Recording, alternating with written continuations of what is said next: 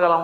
అందుకని ఇదేం మాట స్వామి, నువ్వు కరుణామయుడవని నమ్ముకుని మేమొస్తే తిరువారూరులో పుట్టు ఇస్తానంటే ఏమిటి? నా వల్ల ఎలా సాధ్యం అవుతుంది? ఎక్కడున్నానో ఏం తెలుస్తుంది? ఆ కటిక చీకట్లో అమ్మ కడుపులో పడుకుని కుదరదు. ఇంకొక మాట చెప్పు. సరే, జననాత్ కమలాలయే, పుట్టడం నీ చేతిలో లేదు, చచ్చిపోతావా అని చెప్పించోట పోని.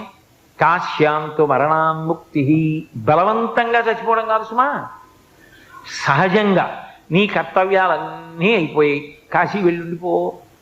ఇంకా నాకేం లేవు, నీ చేయవలసినవన్నీ చేసేసా, చెప్పులు ఇప్పేశా, ఇంకా నాకేం బెంగలేదు. మనవాళ్ళు కొడుకు చూసుకుంటాడు, కోడలు చూసుకుంటుంది, ఎందుకు వచ్చింది? హాయిగా వెళ్ళి కాశీలో ఉంటా, ఎప్పుడప్పుడు ఊపిరైపోయి. ఏమవుతుంది కాశీ ఉంటే అంటే, రామకృష్ణ పరమహంస దివ్య దర్శనం చేశారు. కాశీ పట్టణంలో ప్రాణోత్క్రమణమయ్యేటటువంటి సమయంలో మనుష్యులకు కాదు, సమస్త భూతములకు శివానుగ్రహం కలుగుతుంది.